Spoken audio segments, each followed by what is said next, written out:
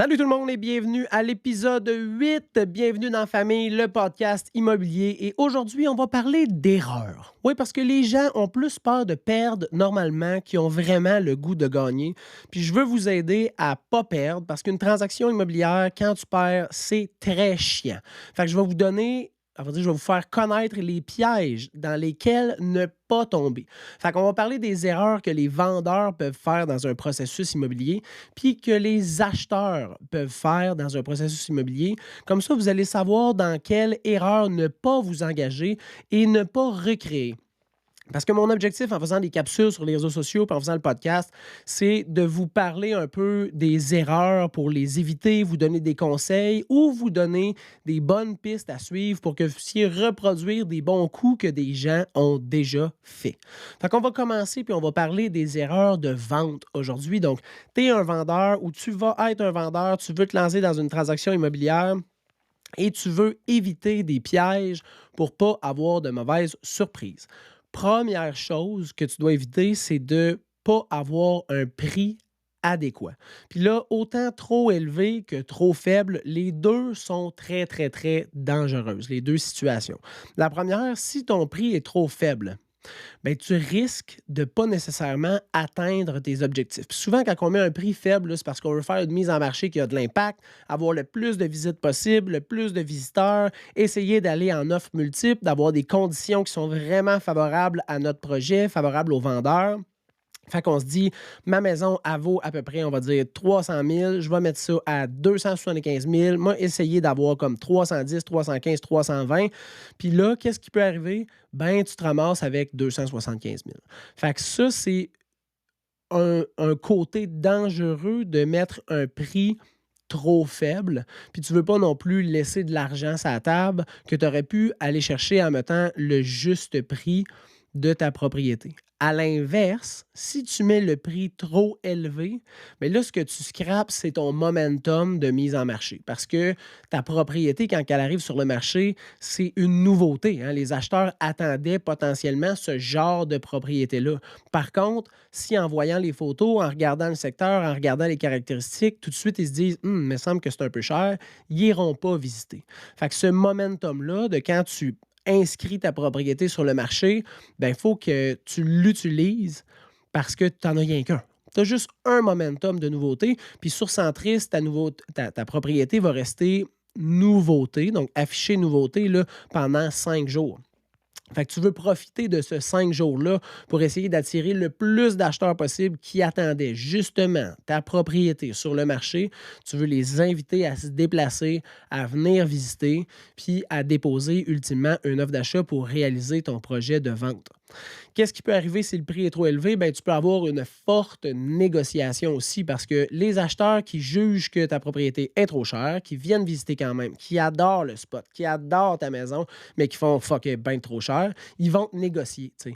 Ils vont te négocier quand même fortement. Puis ça, c'est pour ceux qui viennent visiter parce qu'il y en a beaucoup qui viendront même pas visiter parce qu'ils vont dire le propriétaire est tombé sa tête, est bien trop cher. Mais ceux qui viennent visiter, ils vont fortement négocier. Puis étant donné qu'ils jugent que la propriété est déjà trop chère, ils vont être relativement assez inflexibles, très rigides sur le prix dans la négociation. Fait que tu risques de ne pas nécessairement aller chercher le montant que tu voulais avoir. Troisième risque, c'est que les délais vont être vraiment longs. T'sais.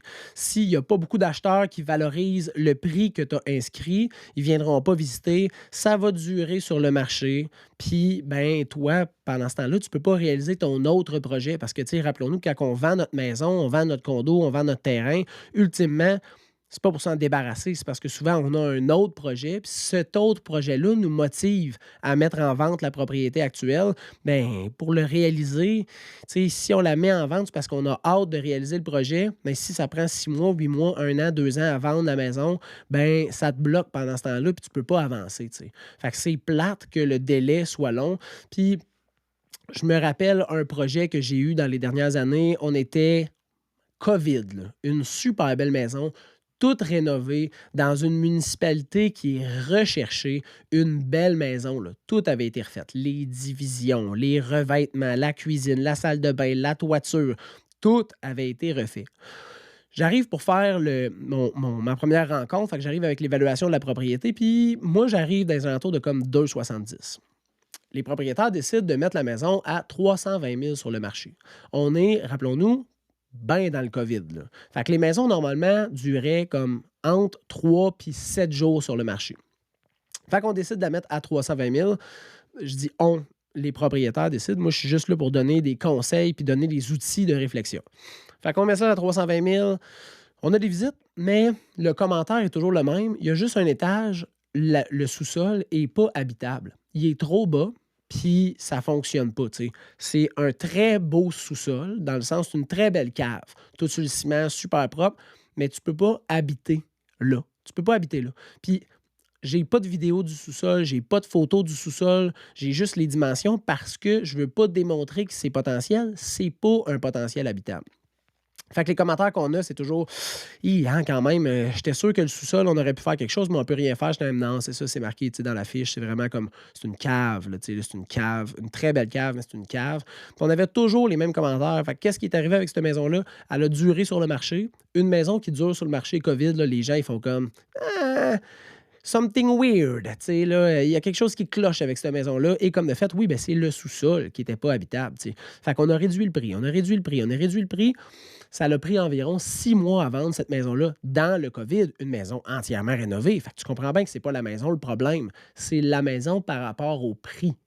Et là, c'est là le problème. Le rapport entre les deux n'était pas logique. Fait qu'on a réduit jusqu'à réduire à 270 000, qui est la valeur, la juste valeur marchande initiale. Puis, de mémoire, on a vendu en offre multiple quelques milliers de dollars au-dessus du prix qui était rendu affiché. Ça aurait été quoi la différence si on avait affiché tout de suite au juste prix? Probablement qu'on aurait vendu à l'intérieur de entre 0 et 7 jours. Puis on aurait probablement vendu plus cher que le prix qu'on a vendu au final parce qu'il y aurait eu ce momentum-là, cet engouement-là qu'on aurait pu capitaliser dessus, qu'on n'a pas pu faire dans cette transaction-là parce que ça faisait 6 mois qu'il était sur le marché. Déjà qu'on a eu plus que le prix demandé, c'était déjà une belle réussite.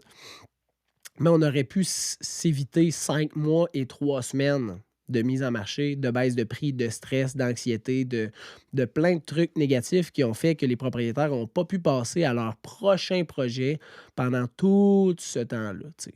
Fait que d'avoir un prix qui n'est pas adéquat, c'est une erreur à éviter. Deuxième chose, avoir un mauvais home staging. Fait que le home staging, là, c'est vraiment comme de rendre visuellement la propriété appealing, là, intéressante, attirante.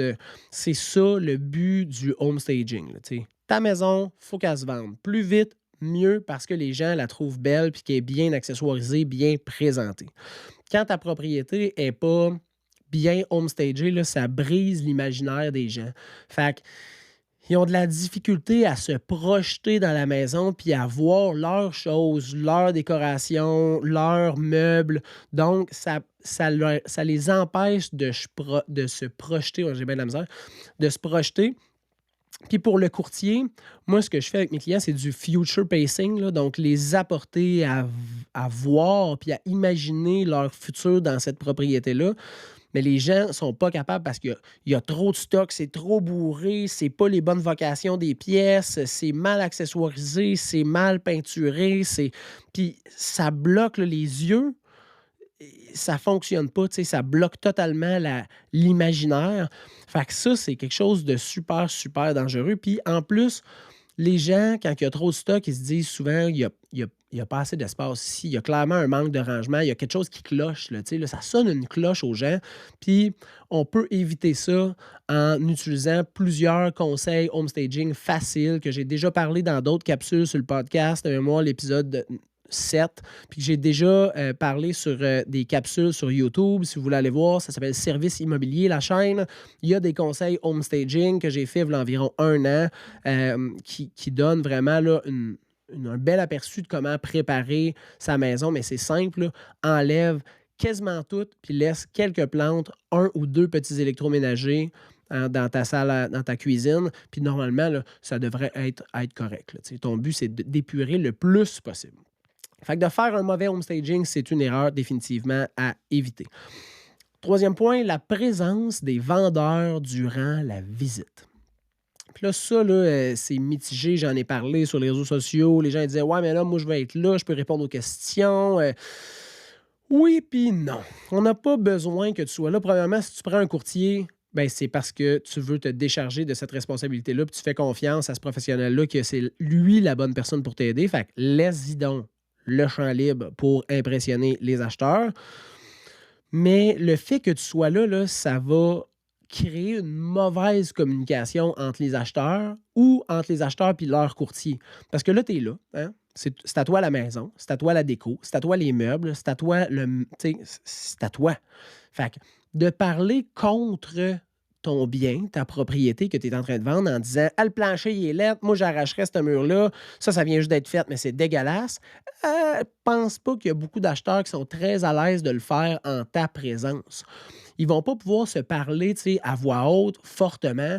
Ils vont pas vouloir non plus démontrer qu'ils ont un fucking gros coup de cœur sur ta maison parce qu'ils veulent pas avoir de l'air du monde pâmé ben raide sur ta maison, puis après ça arriver, puis pas offrir nécessairement le prix que tu t'aurais attendu versus les «wow, hey, wow» qu'ils faisaient dans la maison. Fait que cette communication-là, là, on la veut présente à l'intérieur de la propriété entre les acheteurs ou entre le courtier des acheteurs puis les acheteurs pour qu'ils puissent là, vraiment s'imaginer, s'imprégner puis se voir dans la propriété. Puis on veut aussi que toutes les questions sur la propriété soient réglées à l'intérieur. Fait qu'on veut pas une visite muette, puis à la fin de la visite, on en parle à l'extérieur. Non, on en parle à l'intérieur. Puis s'il y a des questions, hey, tu penses-tu que le lit il rentre? Hey, tu penses-tu que hey, on pourrait changer le garde-manger pour ça? Tu veux que ça soit facile. Tu sais, hey, on peut-tu descendre la laveuse sécheuse en bas? Hey, on va aller voir, on descend en bas, on remonte en haut, on redescend, on va voir la chambre, on va voir la salle de bain. C'est ça qu'on a besoin. On veut que ça soit facile, puis que ça soit une communication qui soit, tu sais, idéale pour que les gens puissent bâtir leur coup de cœur puis répondre à leurs questions. Si vous êtes là puis vous vendez votre propriété, ça ne fonctionnera pas. Ils ne pourront pas non plus avoir de jugement négatif à voix haute sur la propriété. Fait que c'est simple, c'est juste non. Non, tu n'es pas là. Tu sais, sois absent durant les visites. Je te le dis, c'est quelque chose de positif. J'en ai fait des visites là, où les gens étaient là. Souvent, c'est des visites quand moi j'ai des acheteurs puis que je m'en vais sur du proprio avec mes acheteurs, là, les gens sont présents. C'est tout le temps l'enfer. Fait que la présence des vendeurs sur place, c'est toujours un non. Quatrième erreur, refuser une offre d'achat. Refuser une contre-proposition. Refuser, là, c'est la pire affaire que tu peux faire. Si tu as des acheteurs qui ont pris la peine d'écrire une offre d'achat, peu importe le montant de marde ou les conditions de marde que tu peux trouver qui sont inclus à l'intérieur de l'offre d'achat, le best que tu peux faire, c'est une contre-proposition. Ça, c'est la meilleure chose. Les gens, là, sont venus visiter. Ils ont décidé de déposer une offre d'achat. Ils se sont engagés par contrat à acheter ta propriété. Fait que si jamais ça ne fonctionne pas, les critères dans cette offre-là, fais une contre-proposition aux critères que tu juges qui sont réalistes, qui sont acceptables, puis qui fonctionnent avec tes attentes. Là, après, ça sera à eux de décider s'ils veulent se lancer dans le projet à tes conditions à toi ou de te revenir avec une contre-proposition qui, d'après eux, juge plus intéressante, mais respecte quand même leur attente. Puis là, c'est de trouver c'est où leur plafond, puis c'est où ton plancher. On est-tu capable de s'entendre? Mais le pire que tu peux faire, là, c'est de juste dire, de tomber émotif là, dans l'émotion, puis là, de faire ah, la crise de merde, cette offre-là, moi, on refuse ça. Hein, on refuse ça, on refuse ça. C'est vraiment, ça fait pas de sens. Ils n'aiment pas notre maison, là. C'est sûr qu'ils n'ont pas eu de coup de cœur. Ils n'ont rien qu'à pas l'acheter s'ils l'aiment pas. Hey, hey, wow, wow, wow, wow. C'est pour ça que tu as un courtier. Toi, tu es une petite boule d'émotion. L'acheteur, c'est une petite boule d'émotion. Puis moi, je suis dans le milieu, puis je suis là pour vous aider à voir clair. T'sais, le courtier, c'est ça son rôle. Hein. Il est objectif. Il n'est pas dans la transaction. C'est pas son bien immobilier. Fait que réfère-toi à lui. Tombe pas dans l'émotion, puis offre une deuxième chance à l'acheteur en faisant une contre-proposition. Cinquième point, de manquer de propreté. Puis là, je sais, ça a l'air de base. Vous allez me dire, ben là, une maison propre, c'est la base. Ouais, mais propre. Tu sais. On veut pas de joints de céramique de douche qui reste du savon dedans. On veut pas de poêle dans l'évier. On veut pas de marde dans le bol de toilette. On veut pas de graines de toast dans l'évier de cuisine non plus. On veut pas de déchets à l'extérieur. On veut pas de bobettes sur le plancher dans la chambre. On veut des bacs de linge vides. On veut que ça sente bon. Les gens ont je sais que c'est facile à comprendre, mais j'en vois tellement que c'est pas le cas, là. Puis les gens, après ça, se posent des questions. OK, mais s'ils entretiennent la maison quand ils veulent la vendre, puis qu'ils savent qu'ils ont des visiteurs de cette façon-là, comment ils entretiennent la maison? Comment ils font les réparations?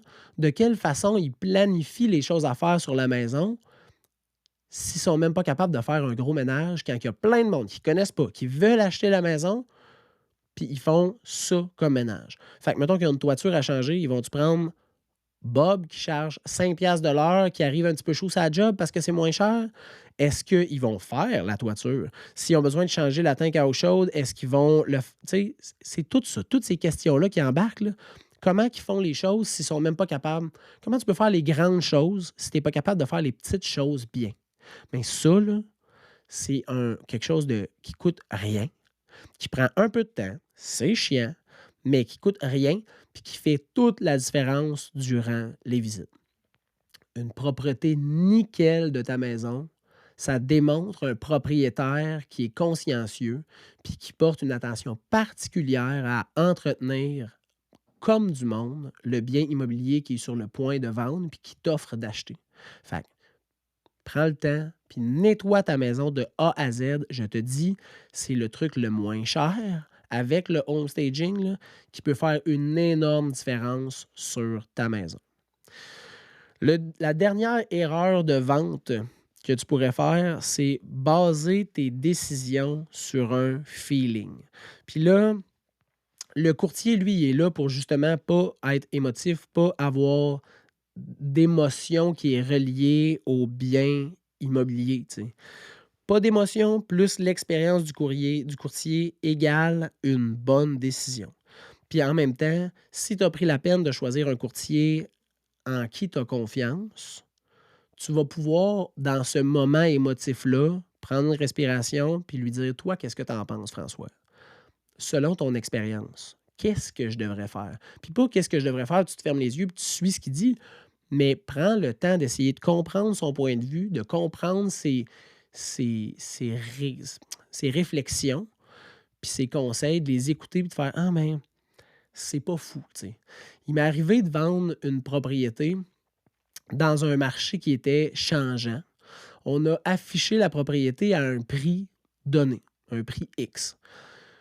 Entre le moment où on l'a mis sur le marché, puis le moment où j'ai voulu avoir une discussion avec le propriétaire, il y a des propriétés similaires qui se sont vendues nettement moins cher que le prix affiché de la propriété. Fait que ça donne un nouveau comparable qu'on n'avait pas au départ quand on a affiché la propriété, mais ça change la game. Tu sais, si tu as affiché un immeuble à 400 000, puis là, tous les comparables qui se vendent 350 000, même si au début, je t'ai dit que ça valait 400 000, maintenant, avec le marché qui change, les comparables, c'est 350 000.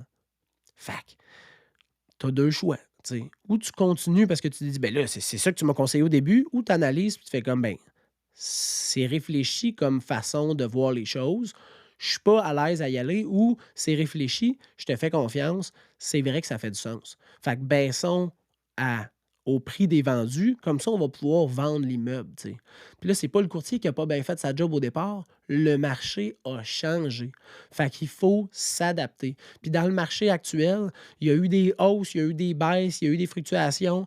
Il faut toujours être ouvert à pivoter pour mieux réussir son projet parce que la d'être gelé dans la glace là, puis barré bien dur, là, c'est jamais bon, hein. Fait que d'essayer d'observer les changements puis de faire: «C'est plate, je suis vraiment déçu de perdre le 50 000, mais en même temps, je comprends, allons de l'avant», tu sais. Puis présentement, là, dans les 2 3 dernières années, là, les propriétés ont pris quand même une bonne valeur. Fait que même si tu vendais un petit peu moins cher, tu as quand même fait un profit à l'intérieur d'une courte période de temps. Ça reste quand même très, très, très intéressant. Fait qu'au niveau des erreurs de vente, hein, avoir un prix adéquat, à vrai dire, ne pas avoir un prix qui est pas adéquat, pas avoir un mauvais home staging, pas être présent durant les visites pour les acheteurs, pas refuser d'offre d'achat, mais faire une contre-proposition, avoir une bonne propreté, fait que pas avoir une maison qui est pas tip-top lavée, puis ne pas baser ses réflexions, ses décisions sur un feeling, puis être malléable, être flexible, puis suivre ce qui se passe sur le marché. Maintenant qu'on a parlé des erreurs des vendeurs, parlons des erreurs des acheteurs. Parce que c'est pas facile de se lancer dans un projet d'achat. Puis souvent, les gens, malheureusement, le font sans être accompagnés, puis ça crée certaines difficultés supplémentaires. Commençons par la pré-autorisation hypothécaire. Je le sais, c'est la base. Tout le monde le sait, mais c'est pas tout le monde qui le fait. Puis là, je te parle pas d'une petite pré-autorisation faite en 5 minutes, genre c'est quoi ton salaire, c'est quoi ton salaire, à peu près tes dettes, bingo, tu peux te permettre ça. Une vraie, là, préqualification ou pré-autorisation, je sais qu'il y a une différence entre les deux, je me rappelle jamais laquelle qui est laquelle, là, mais une préparation hypothécaire complète de ton dossier pour être sûr et certain que tous les documents soient dans le dossier, puis que le jour que tu déposes une offre d'achat, ça soit rapide, puis qu'il n'y ait pas de surprise. Parce que je t'explique ce qui s'est passé dans un des dossiers que j'ai déjà eu. Moi, je suis le courtier du vendeur. L'acheteur a un courtier, dépose une offre d'achat, on s'entend sur l'offre d'achat, bingo! Il y avait l'inspection puis le financement à faire. Fait que là, il planifie son inspection, fait son inspection. Quand même correct. Là, c'est une vieille propriété centenaire, mais la maison est structurellement en shape. T'sais. Fait que lève la condition d'inspection, on attend le financement. Finalement, ne fonctionne pas au financement, il demande une extension de délai. On prolonge le délai de financement pour lui laisser une chance d'avoir son autorisation. Ça ne fonctionne pas parce que finalement, il y avait une tâche à son dossier qu'il n'avait pas vue en faisant la préautorisation parce que le spécialiste hypothécaire n'a pas poussé les recherches plus loin que tant. Fait que là, moi, j'ai perdu mon temps. Le vendeur a perdu son temps. Le courtier de l'acheteur a perdu son temps. L'acheteur a perdu son temps. Puis en plus de ça, il a perdu genre 700 pièces d'inspection.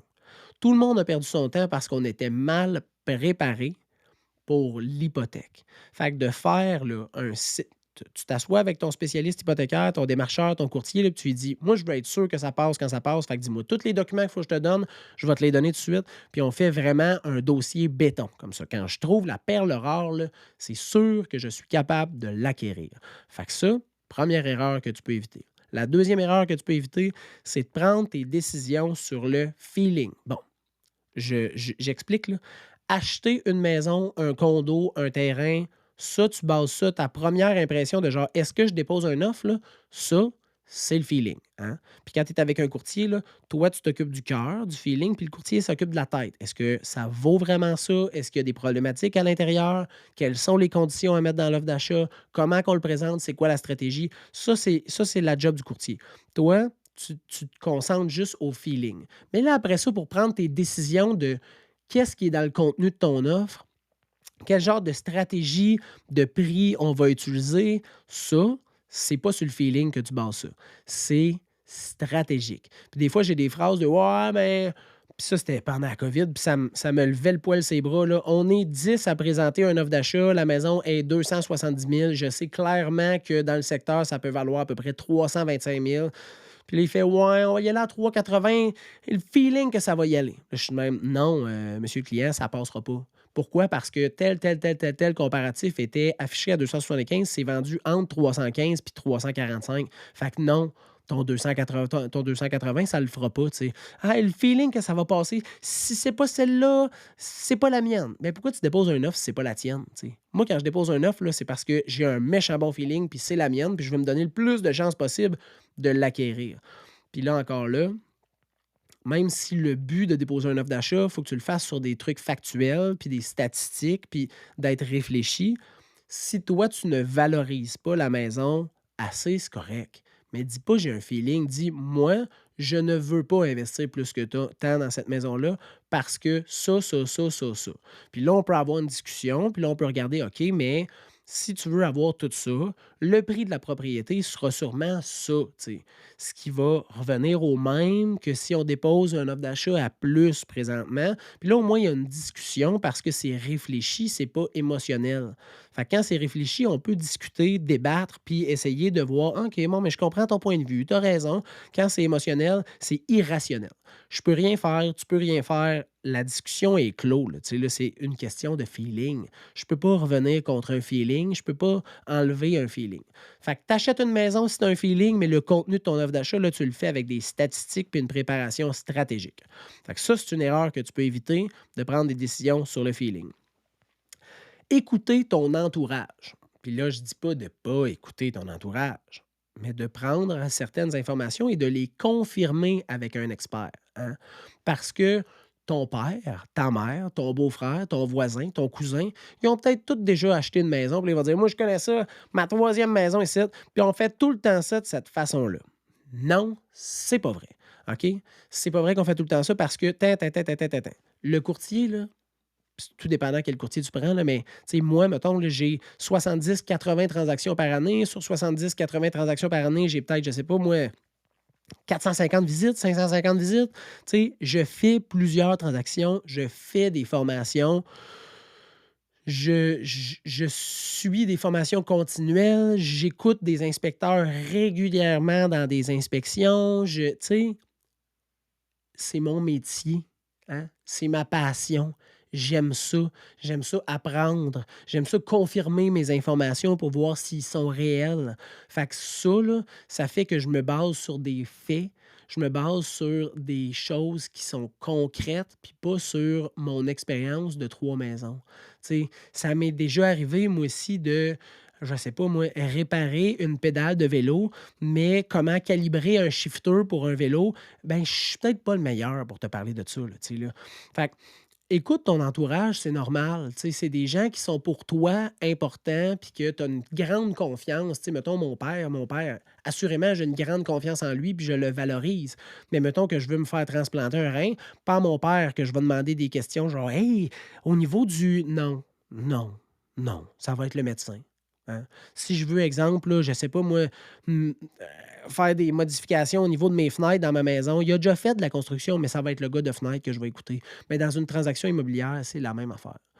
Le courtier, il a un bagage, hein, de connaissances qui est plus approfondi, plus confirmé que ton père. Mais ton père peut te soulever, par exemple, une question, une réflexion, puis là, tu le confirmes avec le professionnel. Puis ça, c'est une très bonne façon de, de prendre ces informations-là, ces questionnements-là, puis de les confirmer avec la bonne personne qui est le courtier immobilier, le courtier hypothécaire, le notaire, l'inspecteur, qui sont les professionnels qui vont venir t'aider dans ta transaction immobilière.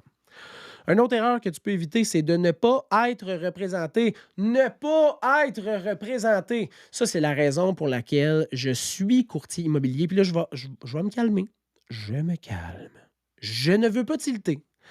Mais au Québec, on a cette fâcheuse habitude de ne pas prendre de courtier pour acheter une propriété. Pourtant, à peu près 93 des transactions se terminent avec un courtier immobilier. Ces 93 des transactions-là pourraient être toujours représentées, hein. L'acheteur a son courtier, le vendeur a son courtier, les 2 sont représentés, les 2 sont outillés d'un professionnel qui est là pour les aider, hein. Comme quand tu t'en vas en cours, là, chacun a son avocat.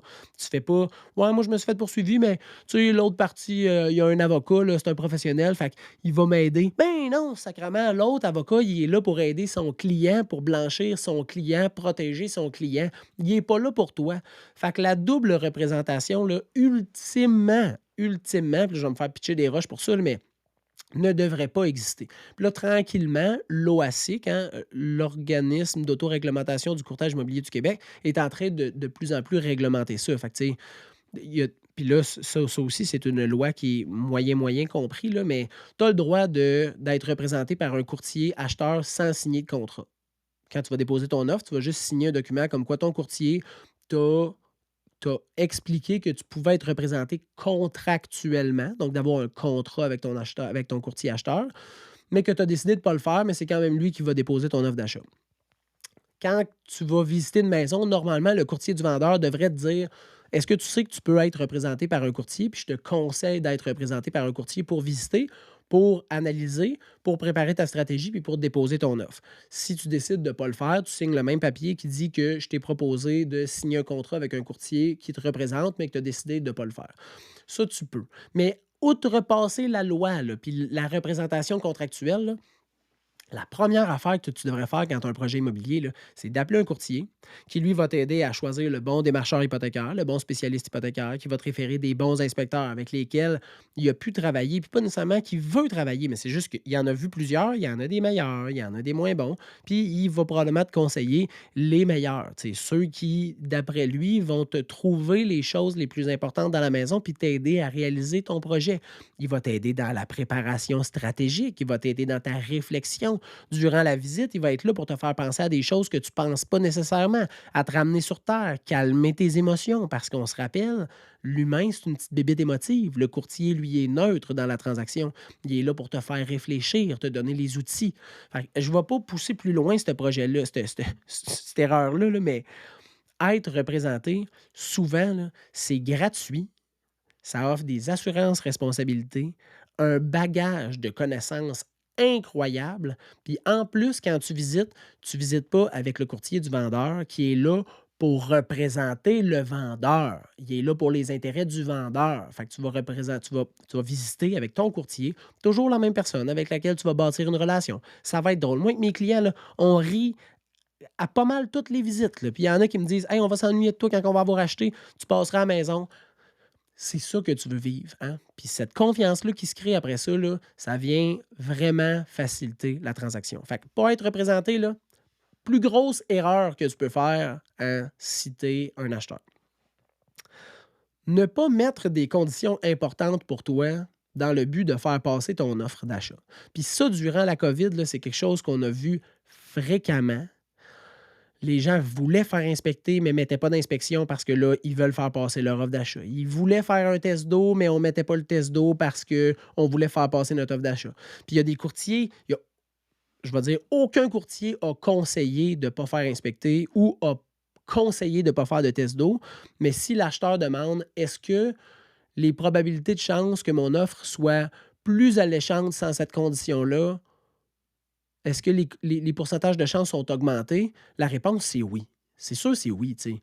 Tu prends un offre à 300 000, inspection, financement, test d'eau, test de champ d'épuration, test de quantité d'eau, puis tu prends la même maison, 300 000, juste la condition de financement, ben, tu prends juste celle qui a la condition de financement, tu sais. Il y a moins de conditions qui viennent mettre un risque sur la transaction. Par contre, elle met un risque sur toi.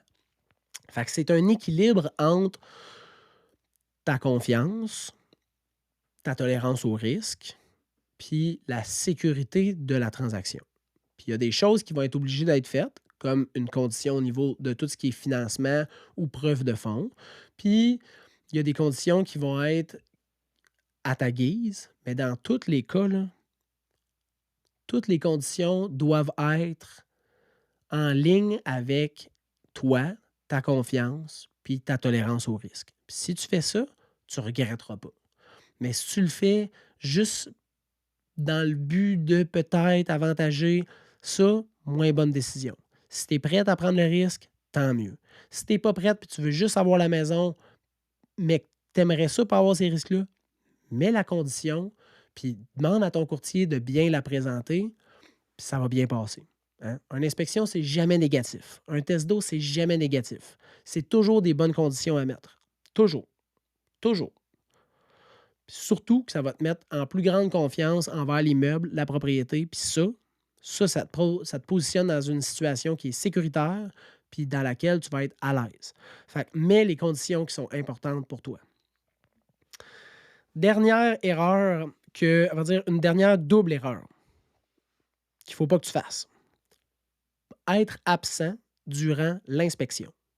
Je n'ai jamais, check bien ça, là, jamais eu une transaction qui était conditionnelle à l'inspection, qu'il y a eu une inspection où l'acheteur n'était pas présent, puis qu'on a continué l'achat suite à la lecture du rapport. Jamais.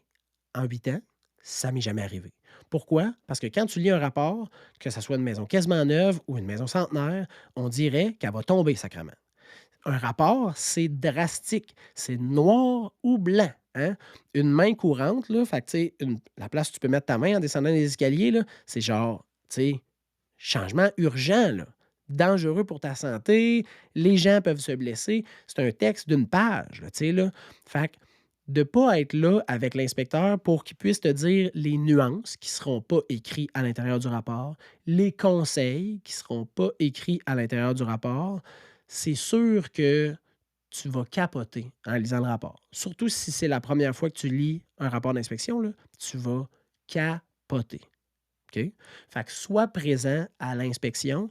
Ça va être tellement plus facile pour toi de comprendre l'étendue des petites modifications, des grosses modifications, des problématiques à l'intérieur de la maison. Sois présent à l'inspection.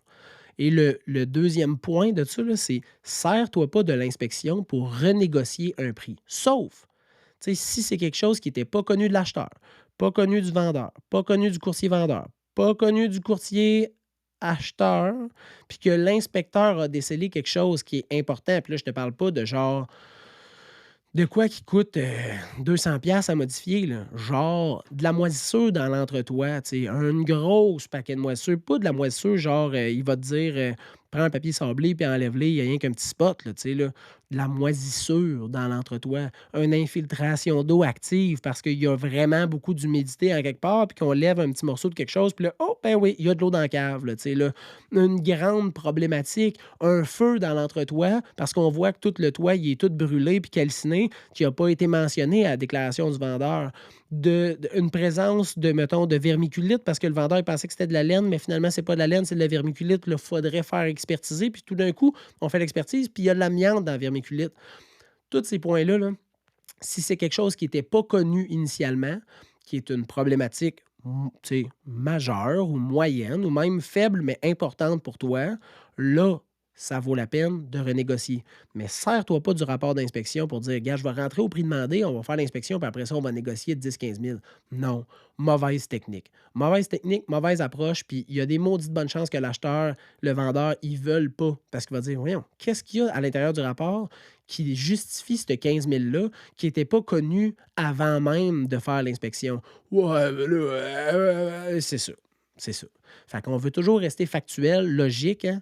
Fait que sois présent à l'inspection, puis sers-toi du rapport d'inspection pour négocier uniquement si c'est des choses que tu ne connaissais pas auparavant. Fait que, tu sais, je vais te donner un autre exemple. Une maison avec un panneau électrique à fusible, avec des câbles d'aluminium, hein, tu pouvais le voir durant ta visite. Attends pas de recevoir le rapport pour dire, ouais, mais là, le câblage d'aluminium, puis le panneau électrique de fusible, là, ça va coûter peut-être à peu près 5 500 pièces, fait que je vais te négocier de 5 500 pièces. Dude, dans ta visite, là, tu pouvais le voir, ça. Ton courtier te l'a sûrement dit. Demande la baisse de prix au départ, au dépôt de ton offre d'achat, puis explique les raisons, puis dis-lui que tu vas faire l'inspection, mais que ça ne sera pas une surprise pour toi. Là, c'est la bonne façon d'utiliser une inspection.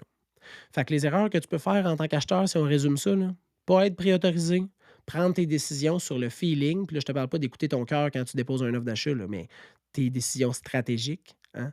Écouter ton entourage à la place d'écouter un expert, pas être représenté en 2022, ça ne devrait pas hésiter. Tu devrais toujours être représenté. Pas mettre des conditions qui sont importantes pour toi, puis ne pas être présent à l'inspection ou te servir du rapport d'inspection pour négocier des pacotilles. Ça, c'est des erreurs que tu peux définitivement éviter. J'espère que l'épisode d'aujourd'hui t'a servi parce que ça, là, c'est plein de petits tas de marde dans lesquels tu n'es pas obligé de mettre ton pied, puis que tu peux éviter dans une transaction immobilière pour que ça soit plus plaisant, que tu puisses réaliser le plein potentiel de ta transaction, puis que tu sortes gagnant, confiant, puis que tu as eu une transaction qui est sécuritaire. C'est toutes des petites erreurs faciles à éviter. Puis si jamais tu te lances dans une transaction immobilière, il y a des questions, des interrogations qui restent, puis je peux t'aider, ça va me faire plaisir. Tu peux m'écrire au info@commercialserviceimmobilier.ca, le info serviceimmobilier.ca ou allez me voir sur n'importe quel réseau social puis entrez en contact avec moi. Tu peux m'appeler, tu peux m'envoyer un courriel, tu peux m'écrire sur Messenger, tu peux m'écrire sur TikTok si on est les 2 amis, tu peux aller commenter sur YouTube, peu importe, ça va me faire plaisir de t'aider parce que la raison pourquoi je mets du contenu sur internet puis que je suis courtier immobilier, c'est pour vous aider à réaliser le plein potentiel de vos transactions en toute sécurité. Merci beaucoup d'avoir écouté l'épisode numéro 8 d'En famille, le podcast immobilier. Je vous souhaite une super bonne fin de journée et on se reparle bientôt.